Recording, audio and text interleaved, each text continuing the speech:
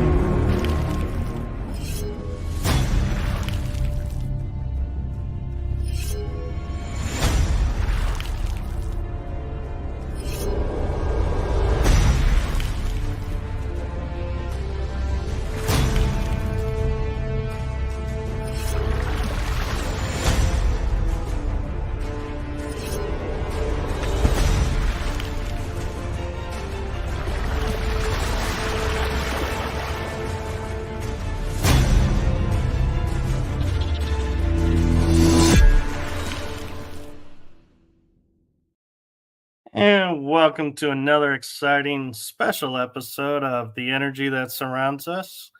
I know we are not on our usual night, so thank you to all who are watching and going to partake in this. And with that being said, I sort of want to apologize. I don't know if it got on there, but my guest asked me a question just as I had pushed the button to start the intro. And so I feel like I wanted to answer her, but the intro kicked in. And so I was like, oh no, I didn't mean to. So my apologies to that.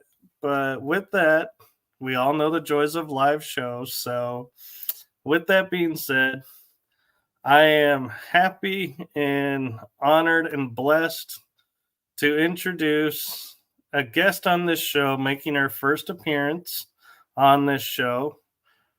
Shamelessly going to say, hope first of many. We'll see. But I am going to turn it over to the one, the amazing Alethea Jacob. Hi. Well, thank you so much, Michael. Hello to all of your wonderful viewers out there. I'm really excited to be on. This is only my second live stream that I've ever been on, and I love the idea of interacting with y'all. So if you are there, feel free to hop on the chat and say hi, and send us a comment or two and let us know that you're there. And one of the things we'll be doing during the course of the show tonight, I'll share some stories, but I'll also do some mini readings for anybody who wants or needs it or raises their hand and says, hey, can you tell me something about this, that, or the other thing? I would be more than happy to tune in and see what comes through spirit. And so I think we'll start with Michael just asking me a few general questions, and I'll share a few things, and I can pick some cards for the day for a message for anybody who's tuned in and kind of go from there.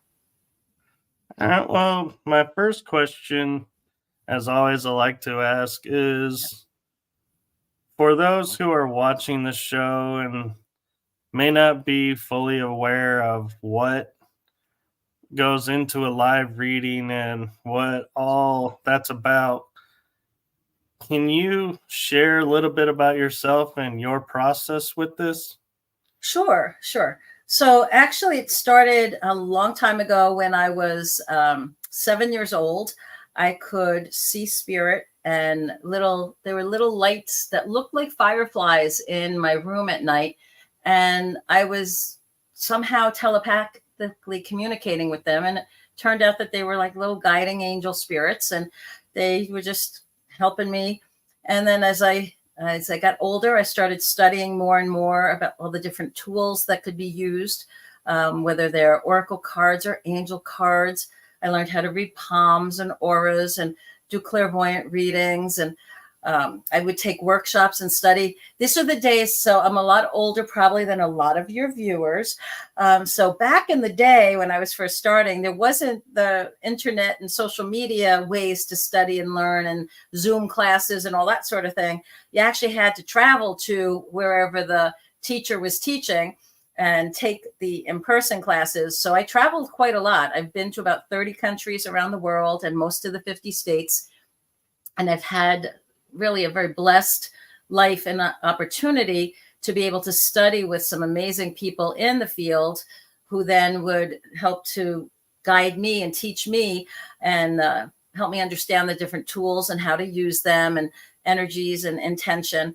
So one of the things I did when I was a baby psychic years and years ago, when I lived in the New York, Connecticut area, is I worked at psychic fairs, which I considered them like a training ground or a psychic boot camp, if you would, because we would be in the ballroom of a hotel and there would probably be anywhere from 6 to 10 psychics that all specialized in different things. And then the organizer would be at the front and there'd be vendors and other people milling around. So it was a kind of noisy, busy, hustle bustle kind of environment. And a client would come in and they would pick which psychic they wanted. And they would buy a ticket, 15 minutes, and the bell would ring and they'd come and sit down in my seat. And I'd say, okay, get the ticket, have their name on it, hello, and introduce myself real quick. And how can I help you today? And they would say, oh, well, I'd like to have a tarot card reading, or I'd like an angel reading, or can you read my palm?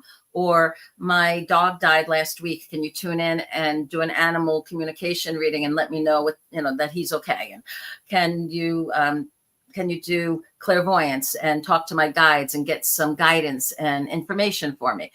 And so it was 15 minutes later, the bell would ring, that person would get up, the next person would sit down, hand me the thing, their ticket, and it could be something totally different from client to client to client. But it gave me this great flexibility and stretched me because I learned how to tune in very quickly, pretty much in any environment, because that was noisy. There was all kinds of other activity going on. So it taught me how to be able to focus, tune in right away, and within 15 minutes, give that person something that was meaningful, because they paid good money to be able to have that interaction with whoever they had decided they wanted to and felt drawn to work with that day. And so you had to kind of, you couldn't take 15 minutes just to warm up and get the first thing. You had to be like, okay, get into it. So I did that for 10 years. Every weekend, either on a Saturday or Sunday, from 11 a.m. till 6 p.m. So for about 7 hours, for about 10 years, all that period of time. And so during that time, I was able to really fine tune and hone my skills and clarify how I wanted to use my gifts. And so for me, I look at all readings and sessions as a form of life coaching. So I even call myself a spiritual life coach because I believe that my role personally is to be that motivator and that bridge between people that are bogged down in their day-to-day world, and they know that there is a spiritual dimension. They know there's something more to life than just this. And so I try to help to connect that dot for them and inspire them and tune into spirit to help them function better in their world. And no matter where they are, and whatever context you need help with, whether it's I want to be better at my job, or I need help with a relationship, or what's going on where I keep hitting the same brick wall over and over and over again, and I can't seem to get any momentum in my life. We can look at the energy around that, because energy and information are two sides of the same coin. And so if you tune into somebody's energy, a person, an animal, a picture, whatever, anything that has energy, there's information that is accompanying that. And so pretty much that's what I started to do over the years, is if there's somebody that's ready and willing to get more in touch with what is their soul purpose and figure out what they want in their life, and they're like, okay, so this, now what? This is where I'm at. This is where I know I want or need to be. Can you give me some help and coaching and guidance and information on how I can navigate this. What are some of the more important questions I should be asking and answering for myself? What are things I should be doing and keeping in mind? The mediumship part of the work that I do, I find, is mostly to give comfort to people, to help them be able to move on, to get the closure that they need, or to just get the reassurance, that their loved one's okay. Sometimes the guides and the angels that pop in when I'm reading clairvoyantly. I was sharing with you before, Michael. One of the things that I laugh a lot is spirit will give you a hug, but also kick you in the butt at the same time, right? So there's no judgment in spirit. There's this sense of unconditional love. There's kindness. But they also understand that if you're calling out to them for help because you want something better in your life, you need help, you need healing, you want to make progress, you want to make sure you are fulfilling the full measure of your creation and making sure you live up to whatever your soul purpose was in this lifetime, they're going to give you information to help you. That's one of the things that I love about spirit is if you call out with a heartfelt prayer and you ask, you're going to get an answer. You may not always like the answer you get, but you'll always get an answer. So for me, that interaction started. And then what started shifting within the last year and a half is I started doing much more channeled writing. And so we'll talk about it more later, but my latest book is called A Portal to Potential.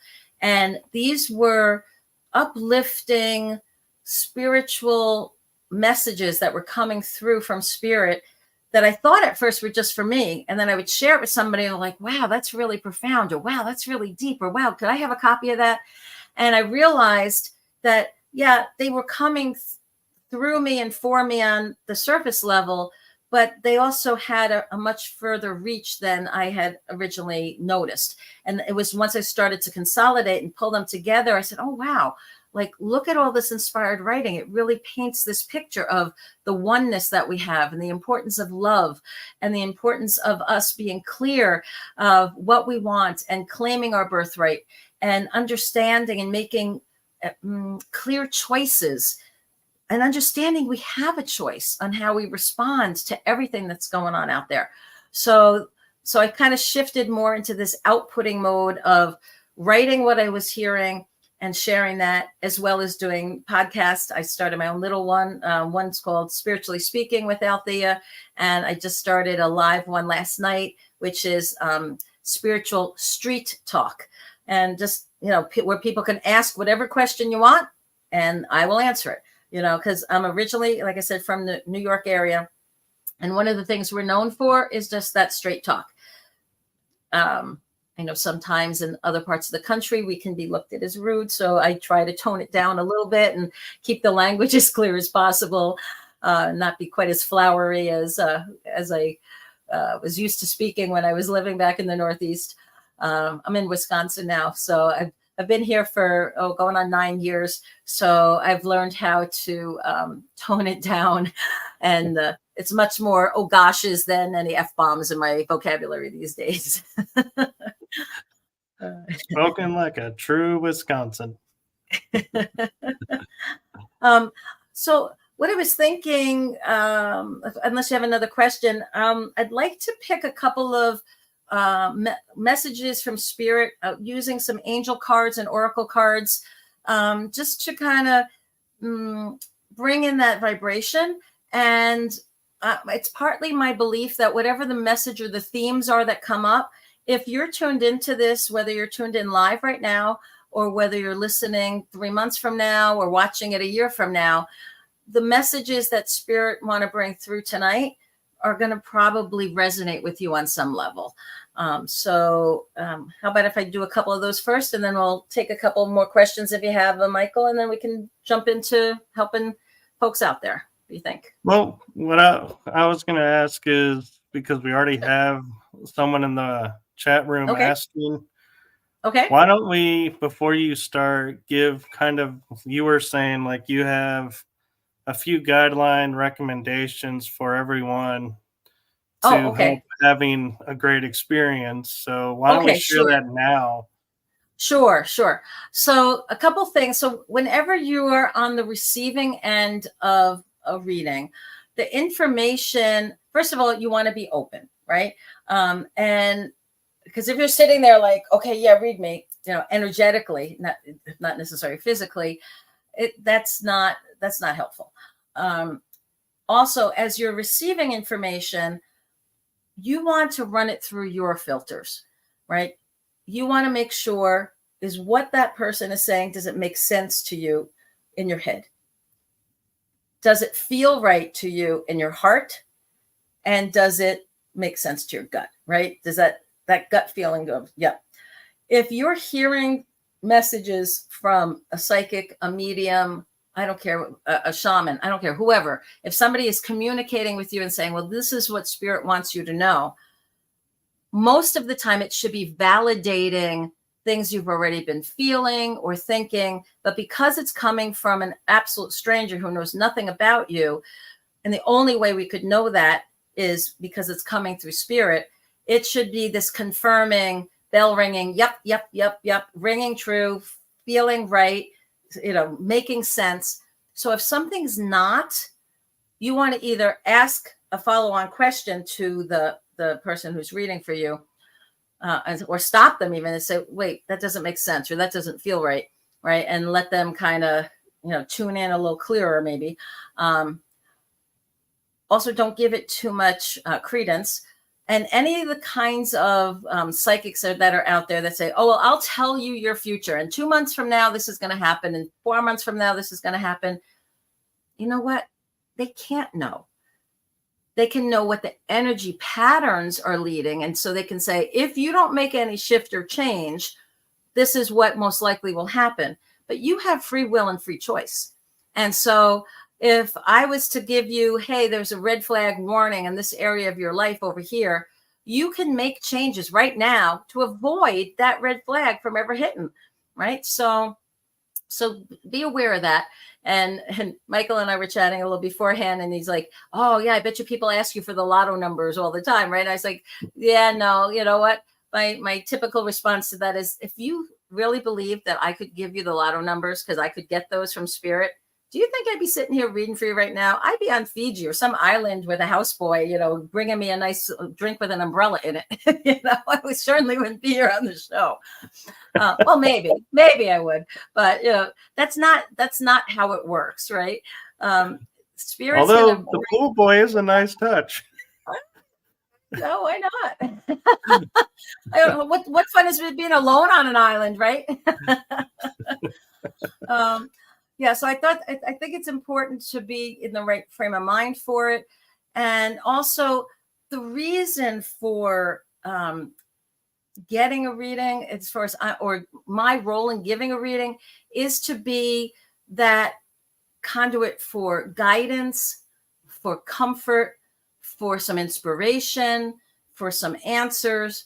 It's not to tell you or make a decision for you. So like if you're dating two different guys and you're like, well, which one should I marry?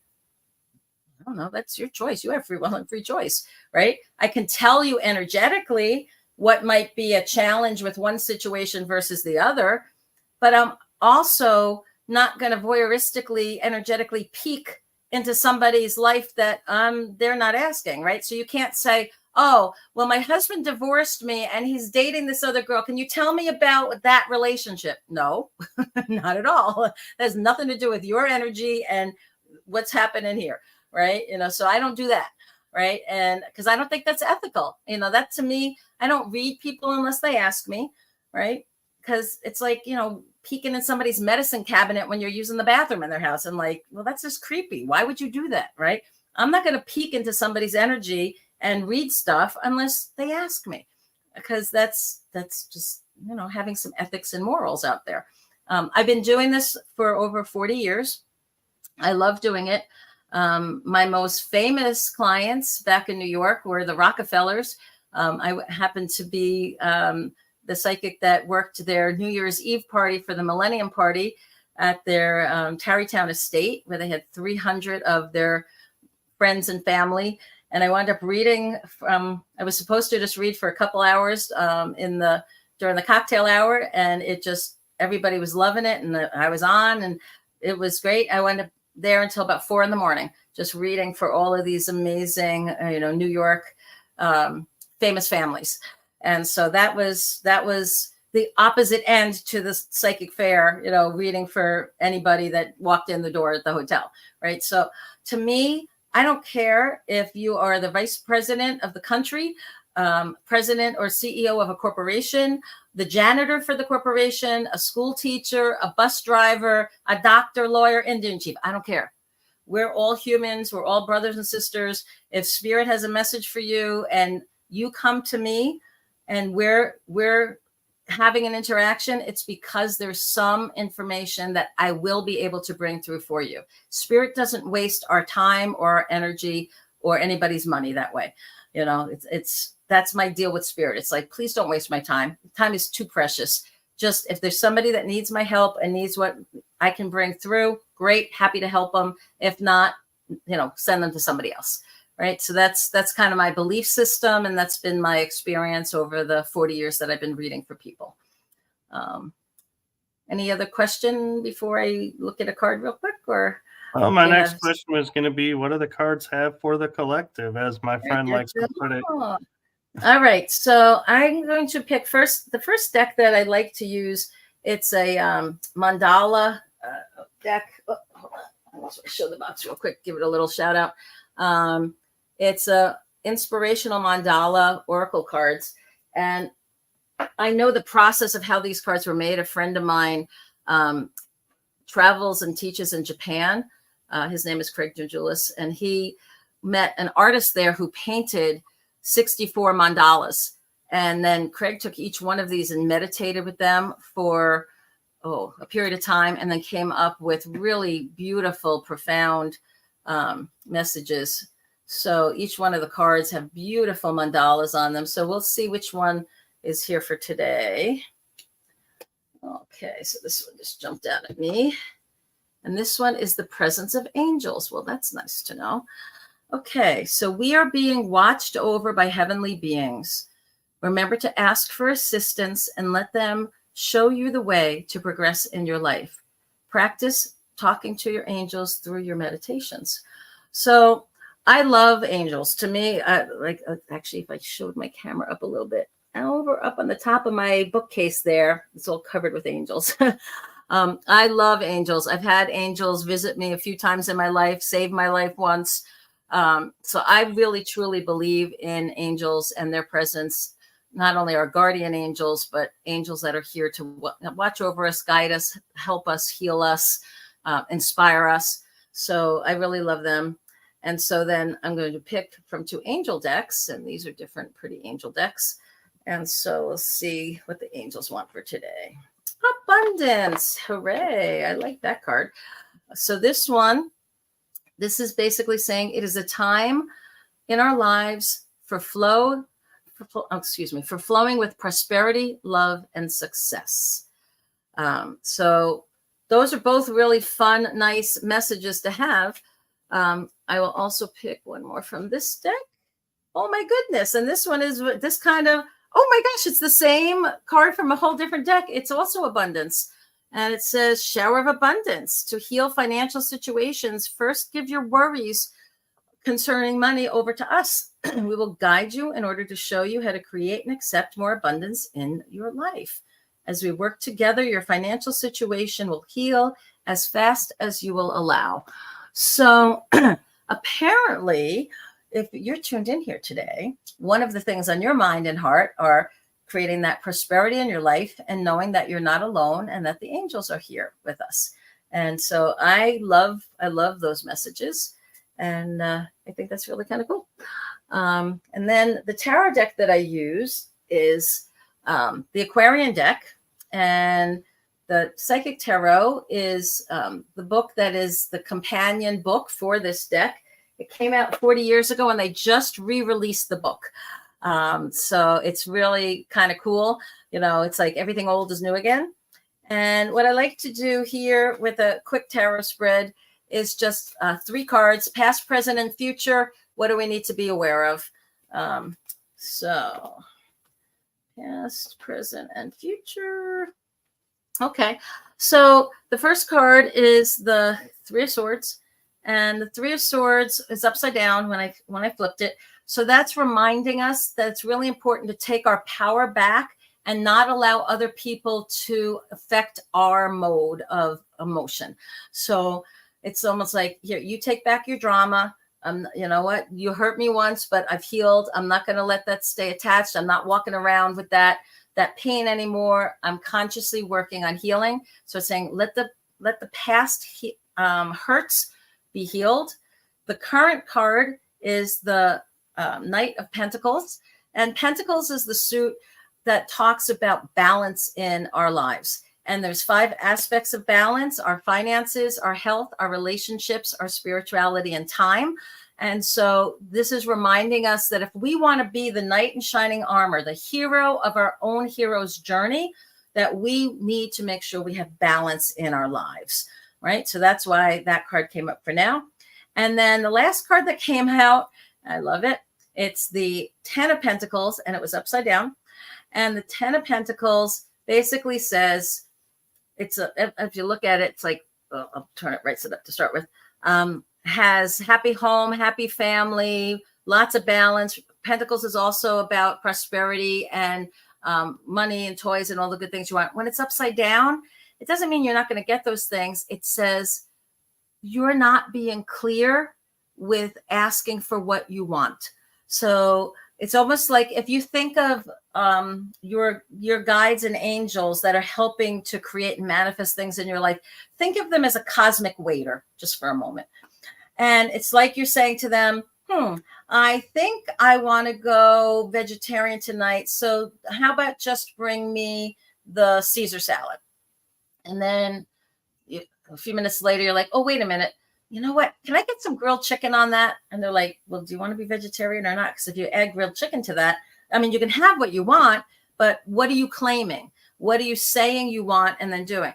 Are you saying, I want a house by the ocean, but I also love, because I love to be on the beach, but I want to have a beautiful house that's high up on the mountain with a great view. Okay. Unless you're on a certain places on the coast of California, not even, you're not going to get both, right? It's like, so which do you want, right? Oh, I want to have this big family, but I also want to have this amazing career where I travel all the time.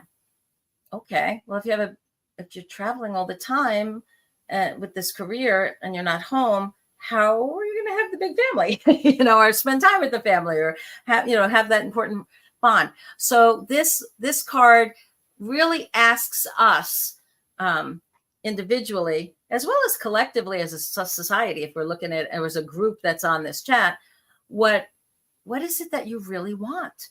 So if you could manifest it, what do you want? Are you clear with that? Are you sending out consistent signals? And are your actions backing it up? Because there's nothing that's going to just manifest in your lap. It's not just going to fall in your lap, right? The problem with The Secret 20 years ago, when that movie and the book came out, was people thought, well, I can just send that message out to the universe and it'll show up. It's like, yes, that's the first couple steps, but you have to take actions that lead you to be in the right place at the right time, to meet the right people, to have those things happen for you.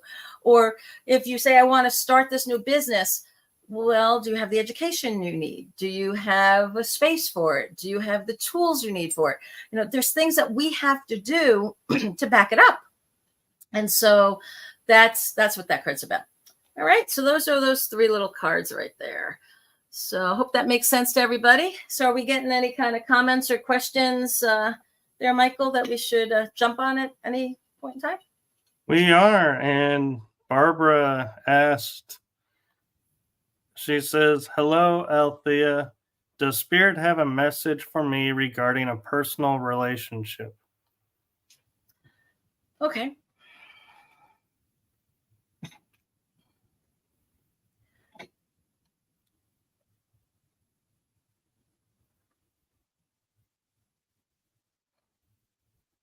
So the way that you asked the question, Barbara, makes me feel like you're not in one and you want to have one. But as when I started to go that way, Spirit's like, no. She wants to know more about what's happening with the dynamic of the relationship she's in. So I would ask you just to clarify for me first, so I make sure I'm going in the right direction for you. Are you looking about attracting somebody new into relationship, or do you want to know about a current relationship you're in? So, because we're all in relationship with different people, but I want to make sure I'm focusing on what's most important to you, and what would be most helpful for you right now. So just if you could clarify that, then I'll kind of see what else Spirit wants to say. Let's see. Well, while we're waiting for her to answer, and hopefully she's still in the chat room. Right. Well, what I can say is what was coming up initially. So I'll kind of take it in both directions then, if we don't have the one or the other. So as far as an existing relationship, I do feel there's a lack of balance, that there's too much, there's not that equal kind of give and take that's happening. And so I feel like she's giving a lot more into it than she's getting, which is creating a sense of frustration in that relationship. And what's really important is to set some boundaries and limitations and kind of follow through. Like if you draw a line in the sand, and somebody crosses that line, there has to be consequences. If somebody, accidents happen, and once in a while somebody will be forgetful or something will happen. But if they're not treating you with the kindness and the respect and the consistency that you want and deserve in the relationship, you either need to have that come to Jesus talk with them, where you're like, look, you know what? I love you. I enjoy being with you most of the time, but here's some areas where, it really hurts me. It hurts my heart. It hurts my tender heart. And I want this to be successful, but I need to know if you're willing to put the effort in as well, right? What we focus on grows too. So we have to be careful not to nitpick, so it's sort of like, you don't go to the spouse and say, you never bring me flowers anymore. Why don't you bring me flowers? I don't feel loved, right? Do you think that's going to inspire the spouse to want to bring you flowers? No, right? What you want to do is you focus on the things that they're doing, or the one time that they do bring you flowers, you make a big fuss. You're like, oh, wow, I'm so grateful. I love these. It makes me happy. It shows me that you love me. I love when you do this, right? Kind of reinforces it that way. So I just feel like there's a communication type disconnect, and there's an imbalance between what you give and what you're getting back. And I don't necessarily think it's because the person is consciously being a jerk. They're not just like, well, that's who I am. And I think they're not paying attention enough. And you've been so independent and so on top of things, and haven't really been asking for them to pay attention and to care for you in the same ways.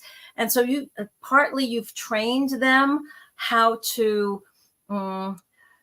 treat you that way. And so if you want it to be different, you have to be the one to raise the issue and start to retrain them, mostly by encouraging the good behavior when they do it. It's kind of like, I know some ladies don't like to cook. I actually happen to like it, but I remember one time, like my mom, she didn't necessarily like to cook, but when my father would say, oh my God, I love when you make my mother's lasagna recipe. Oh my God, it's so wonderful. Well, my mom liked to make that for him because he was so happy and so grateful and just loved it. She would make that for him, especially for, special occasions. But if every time he came home, he was complaining about, well, I don't like the way you cook, or why don't you do more of this or do more of the things I like, that's not going to inspire her, right? And so there's ways to ask that can bring out the behaviors that you want from the other person. And sometimes we just have to go first. If the person's not affectionate enough, well, most of us know what to do to kind of get somebody's engine revved up, right? So instead of waiting for them to make the first move, maybe you can initiate something and then see where that goes, right? So instead of feeling bad, like, well, geez, I wish they would just come and, like, kiss me on the neck or do something. Well, go kiss them on their neck, and or go touch them in the place they like to be touched. So boy, that was a long answer to a very vague question, but I hope that makes some sense to you there, Barbara. Oh, all right. All right. So let's give her a chance to respond. And she did respond earlier that she is working on a relationship right now. Good. So Okay, good. I think you hit that one right. Okay. All righty. Oh, she says thank you. Okay, you're welcome. Okay, so that brings up Midwest Night Watchers. You're up. Do you have a question or something for Alethea? Okay. Let's see. It's kind of being the podcast host. It's like, I don't like there being dead air, and it's like this patience of waiting is like. Well, what I could do, I'd be more than happy to talk about what Spirit's impressing on me of what's important to be thinking about right now. So maybe this will resonate with some of your viewers too. So I think one of the biggest things that's been coming across is the importance for us as people that embrace the light to kind of lead the way. There's so much contention that's out there in the world right now that Spirit wants to come through us more with ways that we express joy and peace, and how we make choices and decisions that reflect our true values and the beliefs that we have, that we are all children of a heavenly Father. If you have that belief system, we are all expressions of the source if you're from that camp. But we are all finite minds trying to understand the infinite. Nobody has it 100% right. It's impossible. There's no way we can absolutely know what is it truly like in the quantum reality that's beyond the physicality that we're experiencing on this side of the veil. The whole point of the veil, it was a veil of forgetfulness of what that was like when we were just pure beings of light, expressing as that oneness that differentiated into our various soul streams so that we could have these learnings and adventures and figure things out and have interconnections and experiences. And so that veil of forgetfulness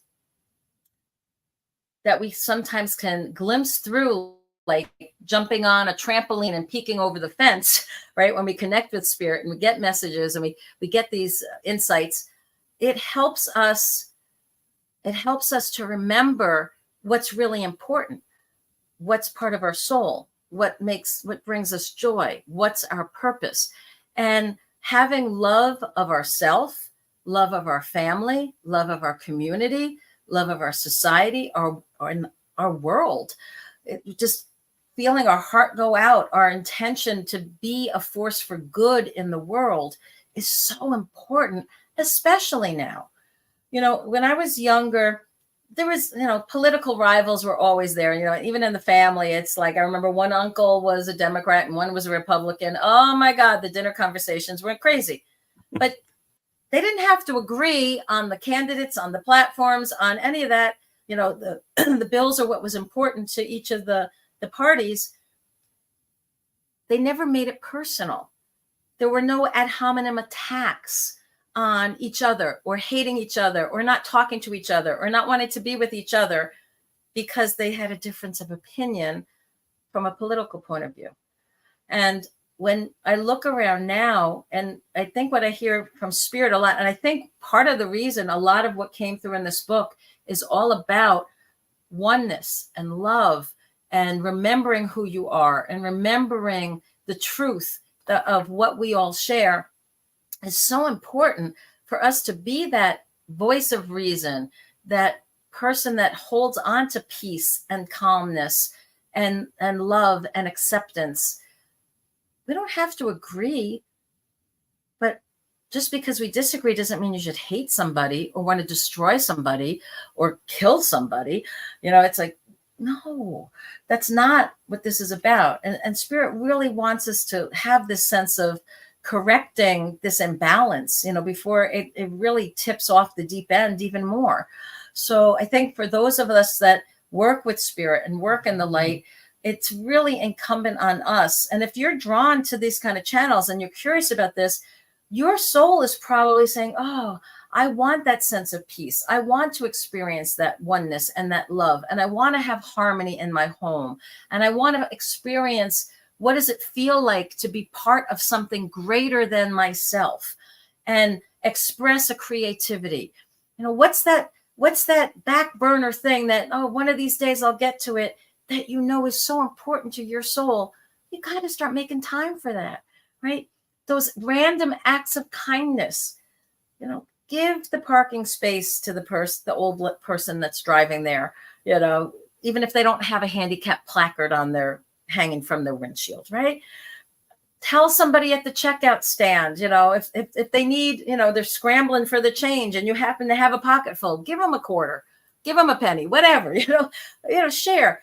If somebody looks like they're having a bad day, you don't have to get personal with them, but you can say something nice like, oh, I really like your hairstyle. Oh, that color that you're wearing is beautiful. Or, you don't have to lie to somebody to just add a little bit of peace and love and joy into their life. Just see them.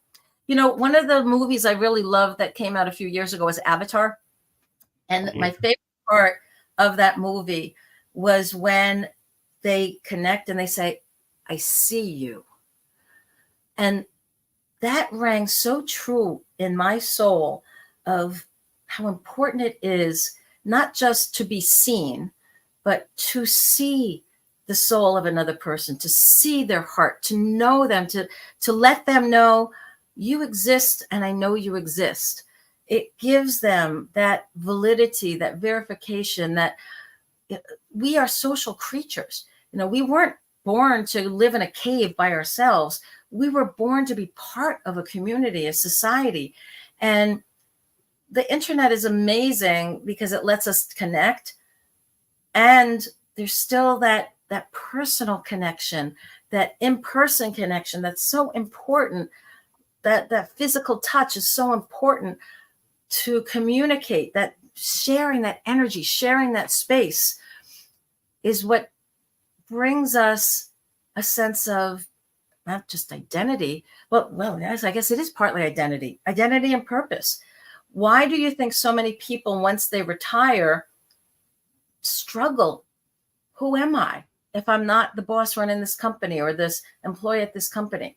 Or after a divorce, when I was divorced, my husband decided after being with me for 16 years that he wasn't happy anymore and he wanted to do something else.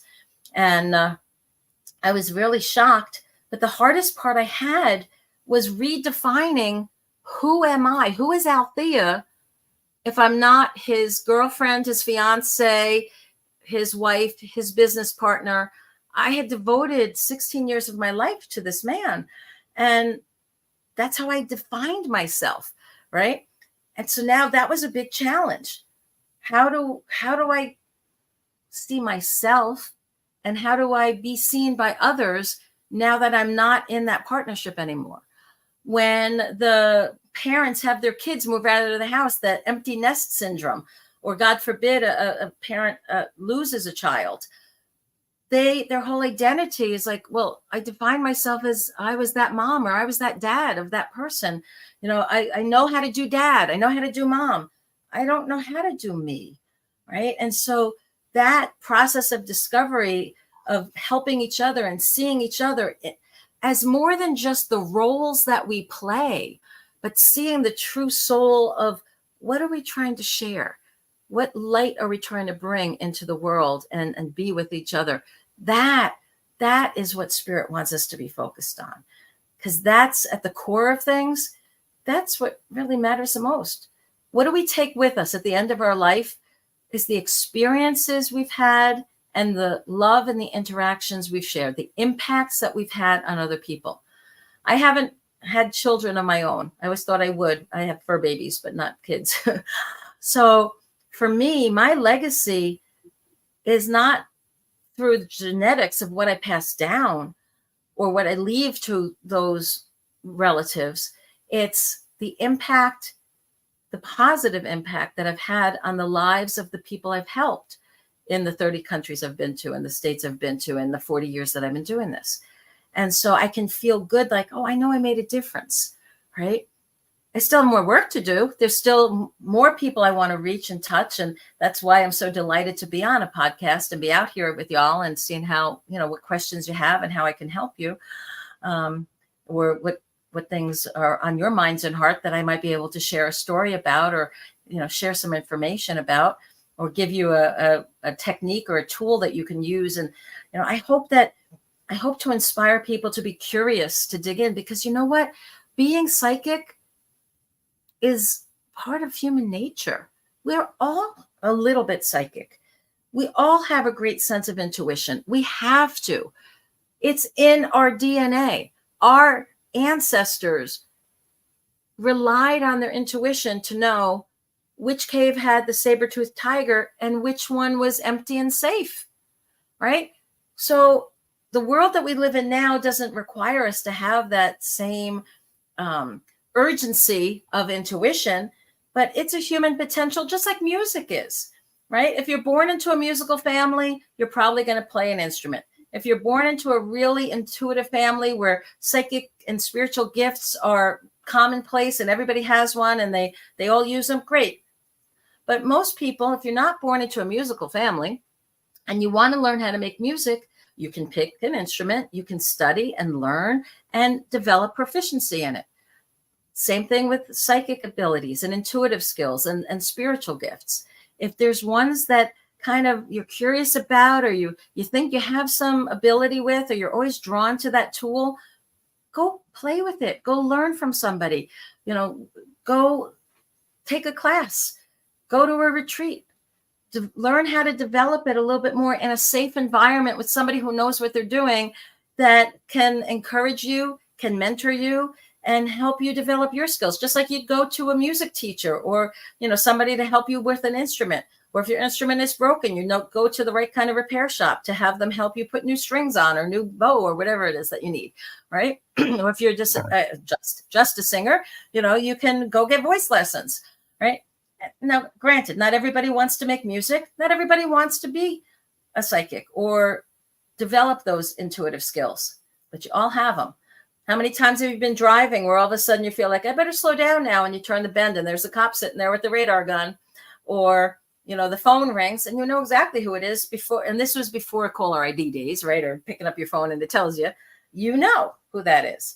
Or you go on an elevator and it's filled with 4 or 5 people and you kind of get a feeling like, I think I'm going to wait for the next car, or you step on there because you feel like, oh no, these are, and you start chatting away because you just feel the energy. What is that you're feeling the energy? That's your intuition. That's that gut feeling. Or how about in business? How many businessmen and business owners have made small fortunes because they had this creative idea that came to them, or their gut sense says, oh, invest here versus there, or say yes to this proposal versus that one. That's all intuition too. It's just different expressions of what system works for you. Are you somebody that is clairaudient? You hear things, or you see inner visions, like you have this great inner canvas for your creativity and imagination. And when you say, oh, I wonder what this could be, and you just imagine and start daydreaming and seeing all these pictures, that can be a way that spirit is communicating and sharing with you ideas and promptings. So sometimes we just have a knowing. We just know, it just feels right. What is that? Well, that's your gift as well. Right. So it shouldn't be something scary. It's just, I happen to be somebody that's devoted most of my adult life to honing my skills at this. But you know what? There's child prodigies born that can play music at 5 years old. And there's also children that are born today that are would blow me out of the water with the things that they can pick up and do from a psychic and spiritual gift point of view, right? So we have 4 readings ready. Okay, sure. All right. So Who's first? Who's next? Midwest Night Watchers is just asking whatever the guides has for him.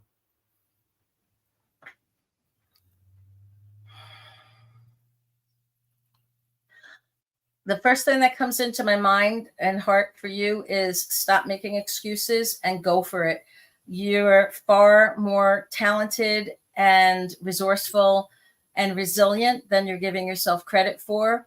And so stop giving yourself reasons for why you shouldn't be as amazingly happy and successful and creatively fulfilled as you can be in this life. They are giving it's here's the following. It's like the apprentice who's been studying and working and taking classes, and it's like, okay, you have all these skills, you have enough skills, you can go out there and start using this. And they're like, oh, I think I want to take another class, and well, maybe I should get another certification, and maybe I should. And it's like, you have what you need to at least get started, to go down that path, to start that new business or that new venture or do that other project. And yeah, your stuff is good enough, you can sell it, right? So it's like the artist is like, oh, it's like, how many people have to tell you, wow, you really have a gift here, you should share that. That's the kind of message I feel like Spirit's trying to be a cheerleader for you, and you're like the little bird that it wants to push out of the nest and say, go, just go for it, dude, you can fly, go, go, go. Stop holding yourself back. That's what I feel for you, Mike. For him, Michael. All right. And so the next one is A State of Bliss is asking, I'd love a general message for the fall, winter. Will I begin community projects? And Midwest says, thank you. Okay. Thank you. Well, it's funny. Will you begin community projects? Well, that's your choice. Free will, right? If you want to, you will, right? But what do you think? One of the problems I'm feeling around, not problem, challenges is there's so many options. It's hard to know for you which one to say yes to and which to say no to. I almost feel like you're so busy. There used to be a saying, I worked at a Fortune 500 company for many years. And one of the things we knew is if you needed something done, give it to the busiest person, because they're just on a roll.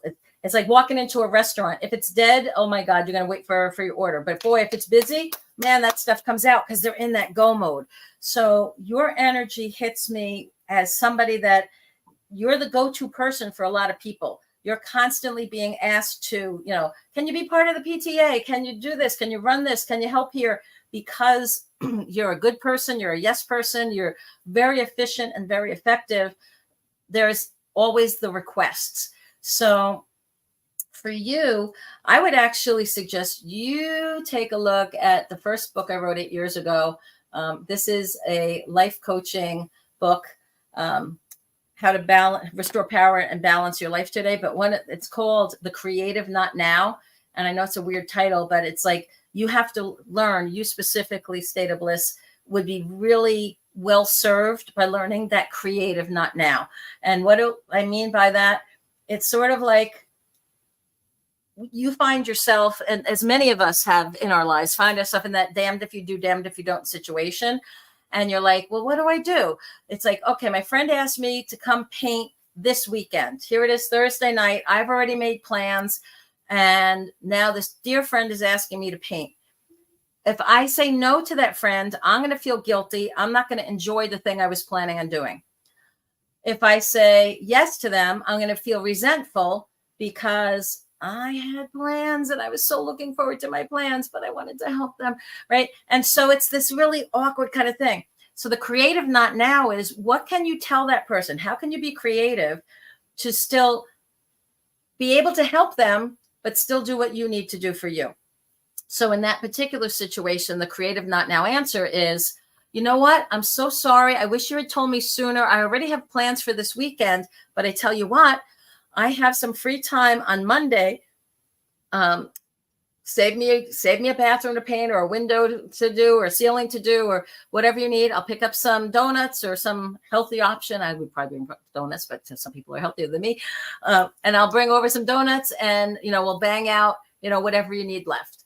And so now I've answered the call, right? I can feel good that I'm going to go help my friend, but I can also still do the thing that I had planned and needed to do for me.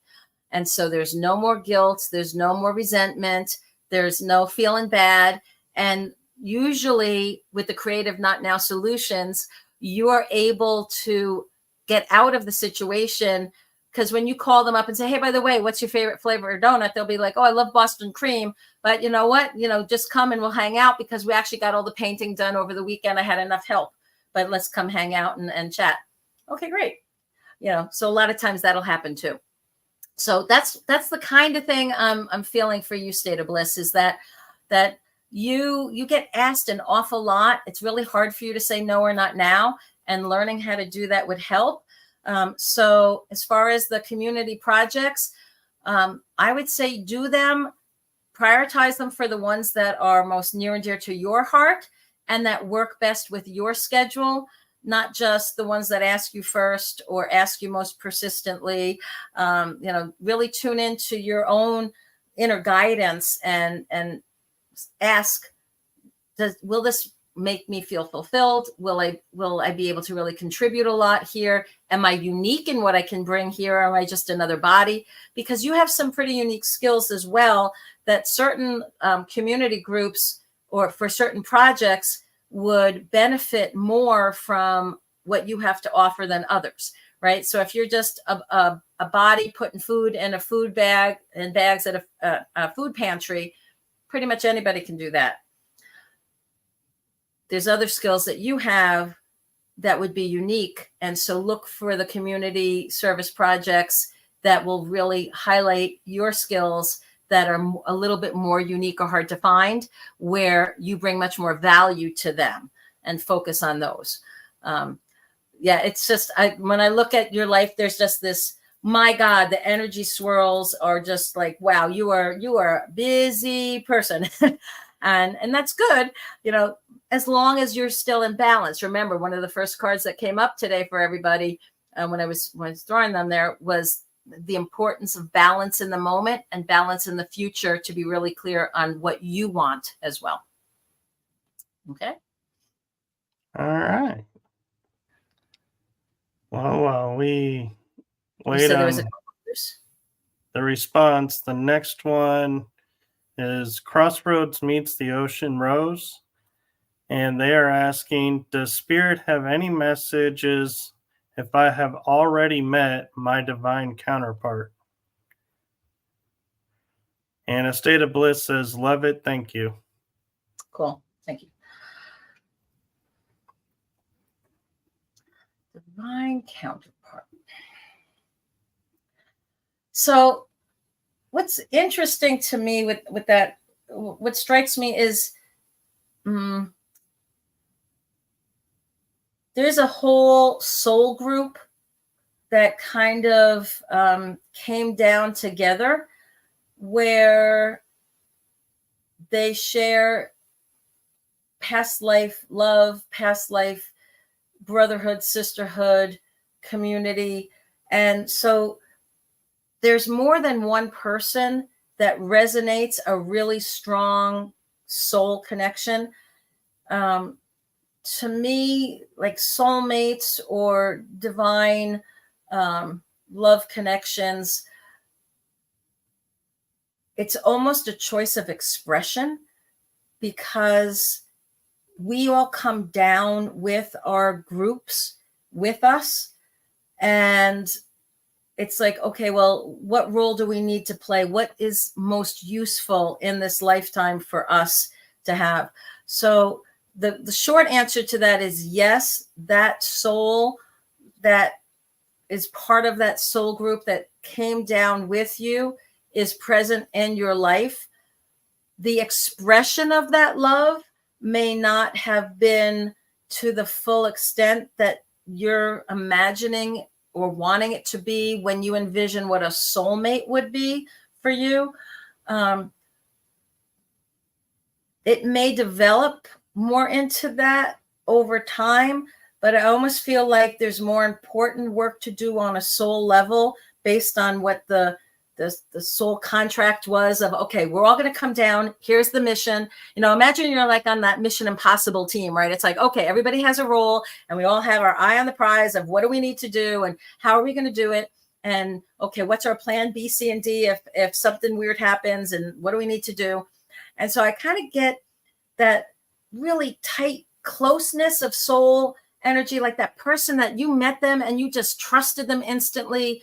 That there's somebody that resonates with you. They get you, you get them. Can it develop into that love? Yeah, but it's almost like the work first and then the love is the bonus that comes, like, okay, once we finish the work, now we can party, now we can play, now we can express that part of ourself. So I feel like they're in your life, but I don't feel like it's an active expression of love. You feel the closeness, you feel like I've known this person forever. They finish my sentences. We're telepathically linked. I know what's going on with them. They know what's going on with me. But I don't yet feel like it's emerged into the expression of that divine love yet. But I do feel like they're in your circle and that there's already a strong connection. It's just not fully manifest there because there's work to do first, is what I'm getting. I hope that makes sense. All right. Well, while we wait for the response, we can queue up the next one. Sure. Is Woo Riders DG. Crossroads says, thank you so much. Cool. So the fourth one is Woo Riders DG. And he says, if it helps, name is Derek in Florida. Curious to know what the future holds for me and my family. Okay. All right, Derek.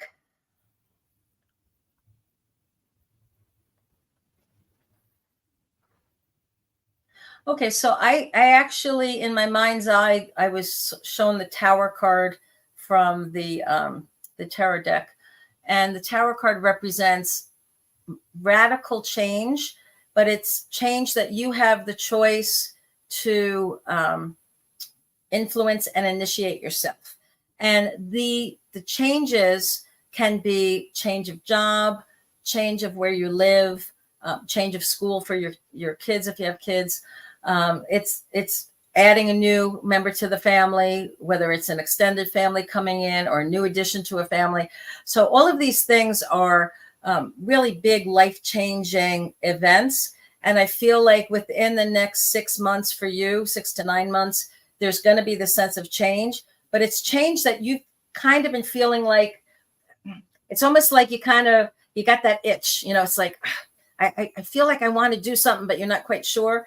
And one of the important things with a message like this from Spirit is you want to be courageous and intuitive and take the steps yourself and not make Spirit have to push you. So the metaphor here that comes to mind is, imagine you're somebody who jumps out of airplanes, and the deal with the jump master is you ride the plane up, but there's only one way down. You have to jump, right, with the parachute. And if you're not willing to jump, they're going to push you. And so it's much better for you to make that transition from the plane to the ground with some sense of choice and control, where you're like, okay, I might be scared. I don't know how this is all going to, come to pass. And I'm just hoping and praying I hit the ground safely and my chute opens up in time, right? That you take that leap with your hand on the ripcord. You're ready. You're prepared as you can be. 1, 2, 3, you jump, you count your 1, 2, 3, you pull, the chute goes up.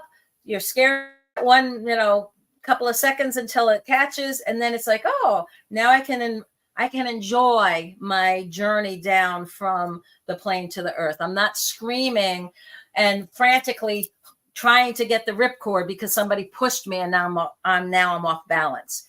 So the transitions and the changes that are coming, these are ones that you've been feeling like you want to make the change. You weren't really sure the nature of what to do or the timing of it. Trust your intuition is going to bring it to you, and you're going to know the right time, the right place, the right way to do it. But it will require an act of courage on your part to actually, like I said, take that first leap, take that step to make it happen. And it might be a little scary, and it might be like, I'm not sure, but that's part of the nature of faith as well. Faith in yourself, as well as faith in the benevolence of the universe. That it's like, if you keep getting called, like, I really feel like I need to be closer to this family member, or I really feel like, I don't want to be in that family business anymore. I want to go out on my own. And the only way I can do that is if I move far enough away that they're not sucking me back in every weekend to help with the family thing, right? So you need to have the courage to do that, the clarity of what you want. Really sit down with your partner and your family and figure out, what would make us happy, what would make us feel safe, what allows us to have that sense of adventure, as well as more meaning in our life and more time for each other in our life. Becoming self-employed or running your own business or starting a sideline business, sometimes the most graceful way to make that leap is to start like your toe in the water, right? So it's like, I always thought I'd love to be a freelance consultant because I love to help people. Okay, well, maybe go, buy a cup of coffee for somebody who's already in that field and find a mentor and start to shadow somebody or apprentice somebody who does the thing that you're interested in doing, right? See if actually doing it part-time is bringing you fun and fulfillment, and you have the skills where you can make some money at it.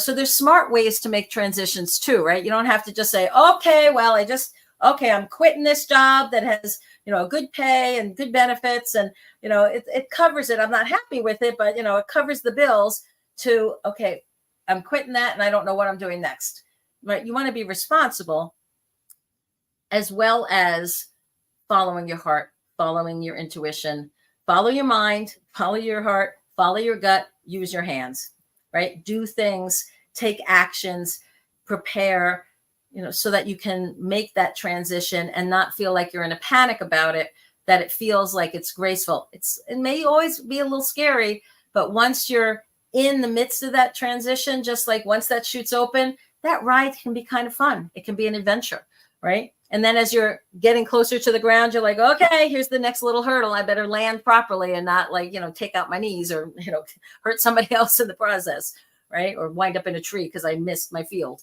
But those are the kinds of things. So yeah, so for you, I feel this sense of great transition, but it's ones that you have a choice about, and you want to make that choice. Because if you keep praying and saying to Spirit, I want my life to be different, I want this to be, I want this and this and this, and you're not taking the steps yourself, that's when Spirit kind of like, well, if you're serious and you keep telling me, I want this, I want this, I want this, and you're not actually taking the steps in that direction, you will find yourself pushed or stopped.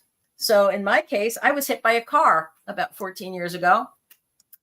I was the Energizer Bunny. I was go, go, go, go, go all the time. And one of the things I was complaining about to Spirit was, I don't seem to have enough time to really tune in and do these, things for myself. Well, you know what? When you're recuperating from being hit by a car and your knees aren't working very well, and now you need help from everybody else, life slowed down. I was like, okay, I should have seen that one coming, right? I did not make the conscious choice to slow down enough myself. So Spirit did something very radical to stop me. Right. So that's kind of, I'm not saying you're going to get hit by a car. I'm just saying you want to be clear and take the steps you can to make the transitions and make the changes that's kind of been like that little tickle, that little that itch, like I'm really feeling like I want to do this and make this shift sooner than later. So have the courage, work through it, make a plan, work your plan, and take that leap, in a smart way. Okay. That's what I'm getting for you. All right. We had one come in if you had time for a couple more. Yeah. Happy to. All right. The next one we'll queue up is What Lovely Day 90 is asking if they could get a reading. They're going through an awakening.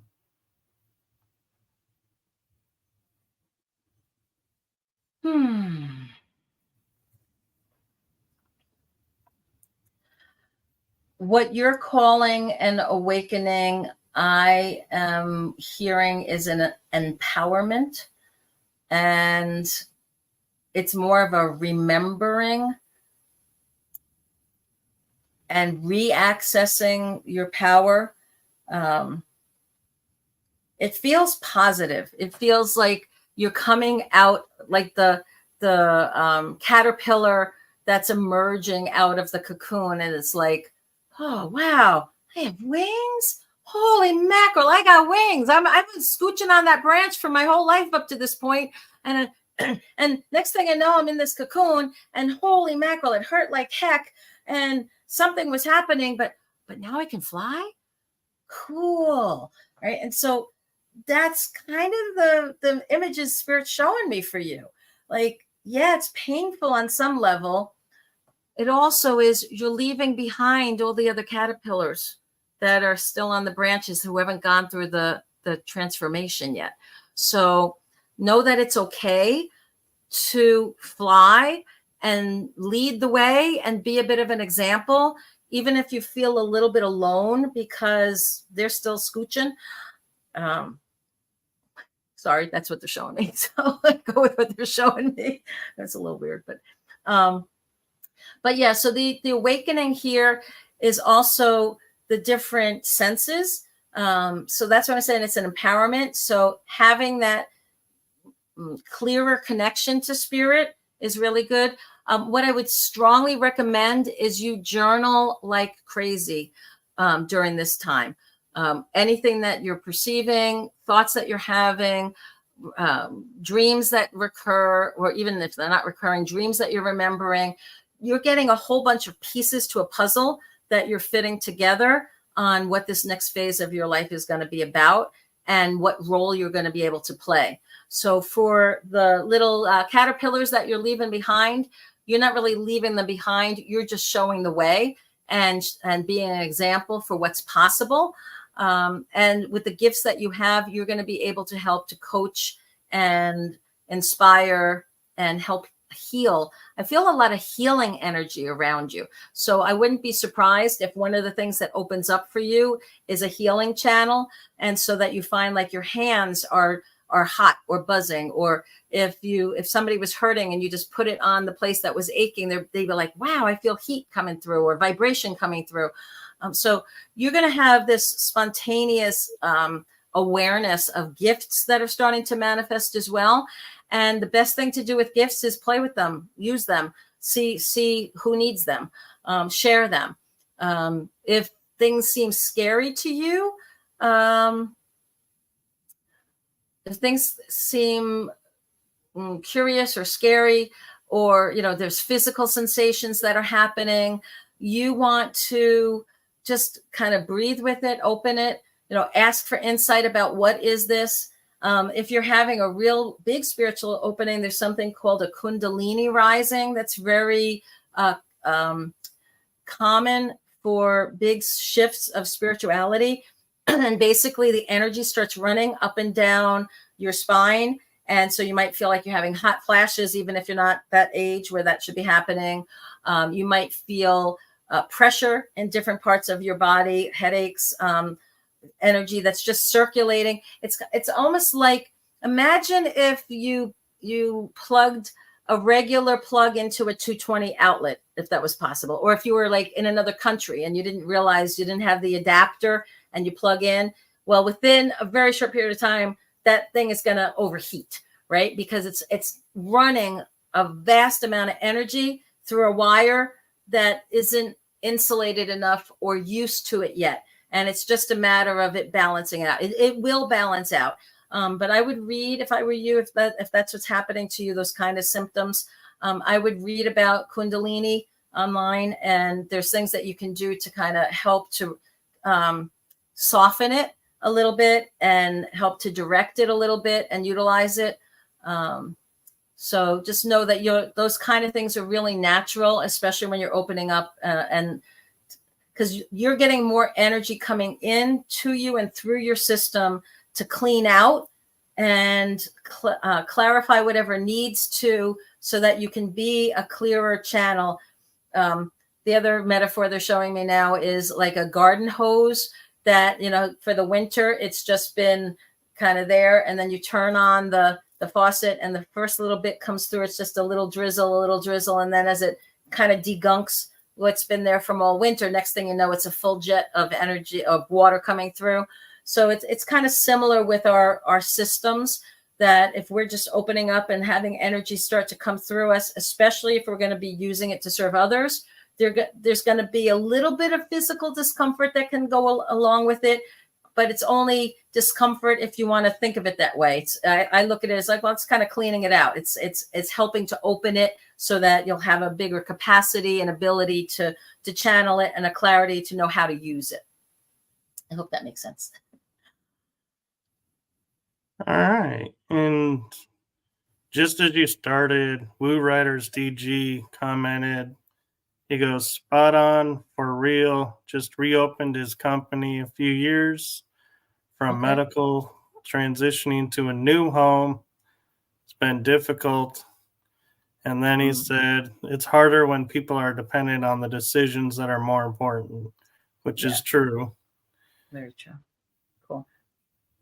And so the next one, I will honestly say, is I am curious with all the directions I'm being pulled.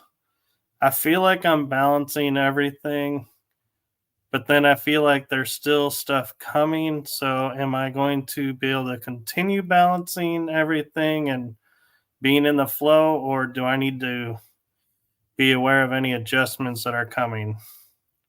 This is for you, Michael? You're not reading somebody else? Okay. No, this is me. Just to be clear. Okay.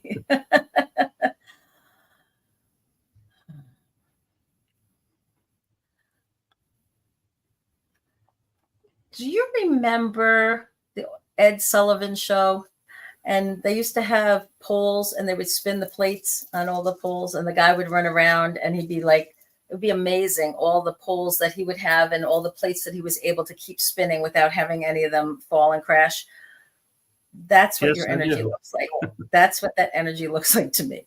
It's like you are just methodical, conscientious. Somehow you're getting your hands on them just in the nick of time before they fall down and crash. But you're able to balance an incredible amount of stuff. And there's not a lot of room for new stuff to come because there's so much attention required on your part for all of the plates that you're already spinning. So one of the things that I'm feeling prompted to share with you is that it would be really good if you could figure out what things you could delegate to somebody else or put on hold,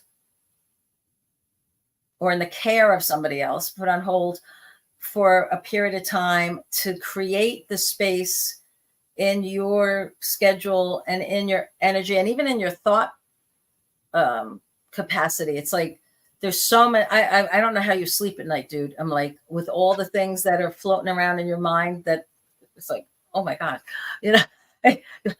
write them down at least, get them out of your mind and on the paper so it's there. But if you could kind of create the space for it. Okay, here's the analogy they're giving me, which it's kind of funny, but it's like you're the person saying, oh, I'd really love to date. I'd really like to have this new partner in my life. I'm not saying that that's part of it for you, but I have no time. It's like, I don't know when I would go on a date. I'd like, because I have Scout. I'm a Scout master on Wednesday nights, and I have my Bible study on Monday night, and I have my podcast on Tuesday night, and I have my bowling league on Thursday night, and I get together with my family on Friday nights, and I do this on Saturday. Like, it's like you have no time, right? So if you're saying you want this other relationship, or you want this new thing to come in, you have to somehow prioritize, okay, well, where is that in the scheme of other things? And what are some of the lower priority things that you can either say no or not now to, or delegate, or hand off to somebody else to handle for you, or just let it be for a little bit while you're exploring the other stuff. Because I do feel like there is a real creative type project that feels like it's trying to come to you. And it's like, dude, like you don't have time hardly to meditate, let alone open up to, like, by the time you got that, let's say it's sculpting, by the time you cleared out the space and got all the materials and had in your vision of what you wanted to start, it's like, oh shoot, I got to get to this now. And it's like, you wouldn't barely set it up. You wouldn't even have the time to do it. It's like, no, you have to carve out that time.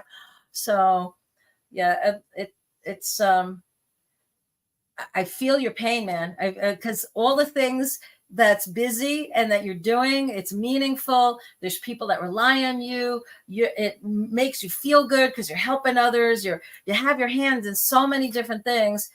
And yet there is something else that wants to come through that's much more creative, that would bring you some joy, a little extra money too, but mostly the joy and the fun of the creative process that's happening.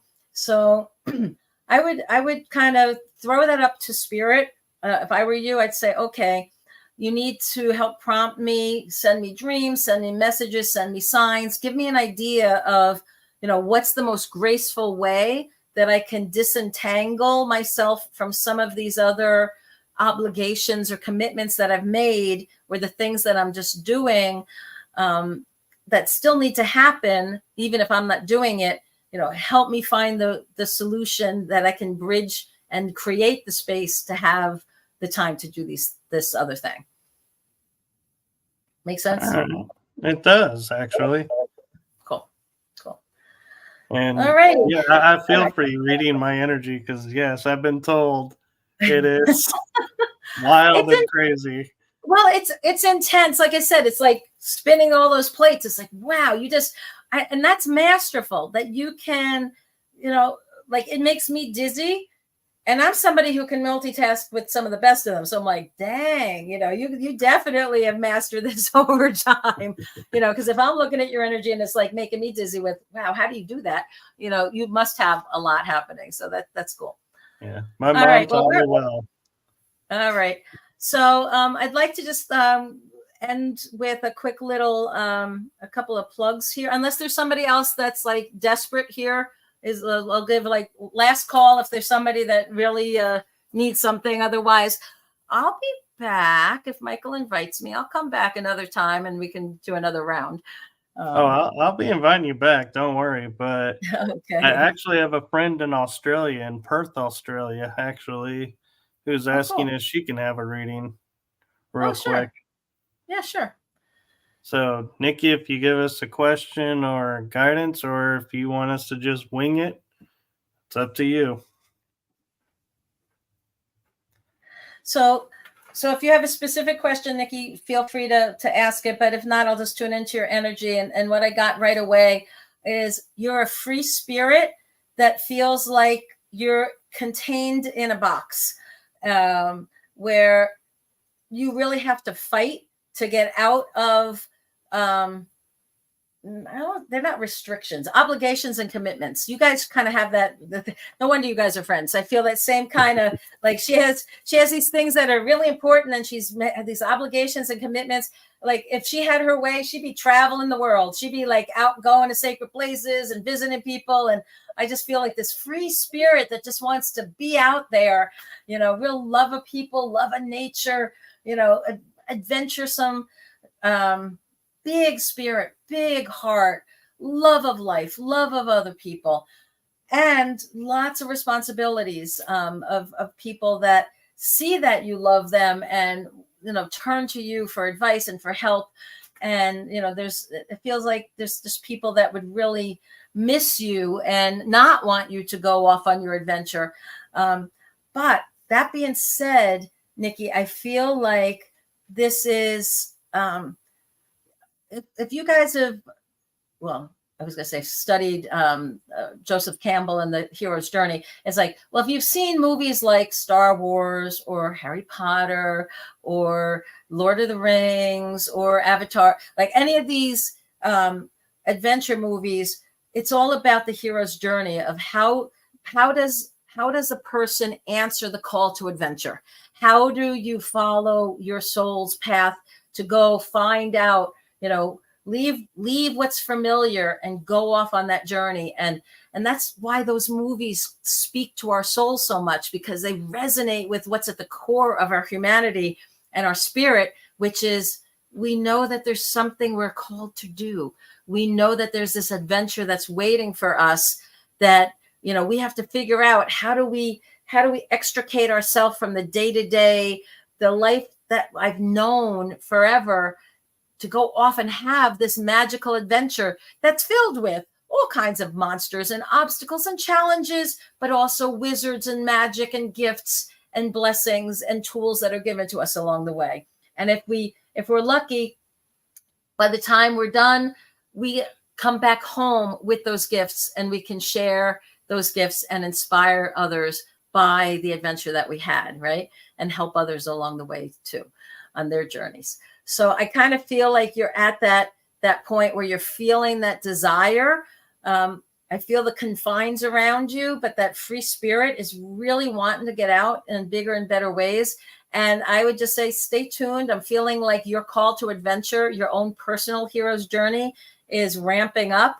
And so part of the reason you're feeling that itch as well, that desire to want to get out there, is it's like, oh, I just can't wait to, travel again and be in a different place and be with other people. And there's something that's almost magical for you about being in, I mean, my goodness, where you live is an amazing place, filled with so much magic and beauty and whatnot. But there's something that happens for you when you're in a different environment. I think it's very similar for what happens to me is I'm like this energetic sponge. Like I take a little piece of that energy with me and I incorporate it. It's like a thread in my tapestry of my soul. And so I love being in different cultures and meeting new people and being out there because it enriches me, but I also leave a part of myself there in return. So it's not just a take, it's a give and take. It's this beautiful balance that happens. So I feel like that call to adventure is going to be knocking on your soul pretty soon, if it hasn't already started, and you'll be able to figure out how do you extricate yourself from that box of obligations and commitments so that you can follow that free spirit. And you know what? A lot of times what has to happen, go back into the hero's journey pattern or the movies, usually either some magical character appears, right? That's kind of like, here is your quest, It's like Gandalf shows up and talks to the Hobbit and says, you need to go, you need to be my burglar. You need to go with them on this journey. All right. That makes sense. I hope so. Dear. But have fun with it, and be willing to go. Very nice. Okay. Yes, it does. She says, thank you so much. Made my day. I needed that. Oh, cool. Very cool. All right. Well, thank you all for having me. This has been a blast. I can't believe it's been an hour and a half already. This just time went flying by for me. Hope it went by quickly for y'all as well. Just a couple little plugs for me. So, if you need to find me, I have a website. It's aletheajacob.com. And Alethea is spelled funny. It's ALETHEA JACOB. That silent E is the only thing quiet about me, because as you can tell, I do like to talk a lot. But so it's aletheajacob.com. You can find me on Spiritually Speaking with Alethea on YouTube, as well as Spiritual Street Talk with Alethea. And if you're interested in learning more about your intuition, your intuitive abilities, and developing your spiritual gifts, on November 8th, 9th, and 10th, I'm co-leading an intensive retreat in Sedona. And the information about that retreat is on my website under the event page. So I'd be happy to have you join us for that if you'd like to do a deep dive and learn some of the fun skills that are available. And then both of my books are up on Amazon. This one is the most recent one, and it's meant to encourage you on your quest and path and give you some questions to answer that will help you define what's your soul purpose. Hopefully it'll uplift you and remind you of what a beautiful soul you are, and that you're not alone, and that you are loved. And this was my little life coaching. It's tiny. It's like $5 because it's a tiny little, I call it a bathroom book. You can get through it in a sitting or two, right? It's just quick little wisdoms of what I learned, or what kept coming up when I was doing life coaching at the fairs, on the 5 areas of finances, health, relationships, spirituality, and time, and how to get balance in your life. So they're both on Amazon. So feel free to check that out. I love people reaching out to me through emails. If you have a question, it's just aletheajacob@gmail.com. I'm one of those accessible people. This is my life purpose right now, is to output, to teach, to share. I do all kinds of retreats and workshops. I love to customize stuff. I do private readings. So go on my website, browse around. If there's anything I can ever do to help you, please do reach out. And if you host a podcast and you want me on as a guest, as you can see, I love to chat and help people. And Michael was kind enough to invite me on. So if you know somebody else, just spread the word, share the love, click, like, do all those nice social media things that I know very little about, but I know is important. So, Yes. All right. Very Any true. final thoughts, Michael? I just want to thank you for coming on, and thank you for sharing this experience with us. And I hope it's fun. Hope it was enjoyable for your group. I feel it was, and I look forward to more live events in the future, and I will definitely be in touch to have you back on to do some more readings, because I felt like it was well received by everyone and a lot of people tuned in. So to me, I'm like loving that and Nice. feeling like this was a really great experience. And I gotta say, I love how you started out with something for everyone. So, like we were saying backstages, I like episodes where people can tune in later, right, as well as live, still get something. So it was nice to see you and I were on the same wavelength on that. And so there's a gift for everyone. So even if you weren't here for the live experience, you still get a gift. And I love that. And so thank you for that. Oh, you're so welcome. And one of the last points I'd like to leave with everybody is, if you ask yourself every day, what is the most kindest, loving way to look at a situation, an interaction with a person? What's the most loving, kindest thing I can do in a situation, and do those things? Your life will feel so much more peaceful and joyful and better, and you'll make a positive impact and be a light in your circle of family, friends, community, society, that will just be contagious and spread. So make a choice whenever you can to do that, do the right thing, but do the thing that's most loving and kind. And if you can do that, your world and our world will be a much better place. And I thank you so much for tuning in with us and for engaging with me. And thank you for all your positive comments and feedback. I'm really delighted to be here, and hope you all have a wonderful and blessed rest of your week and weekend, or whenever you're tuning in. So from my show to all of you, make it a wonderful evening, day, afternoon. And if you're asleep, may you have sweet dreams and wake up and find yourself watching this episode. Hey, it's host prerogative. I can do shameless plugs. Sure. So thank you for tuning in to this live event, and blessings to you all.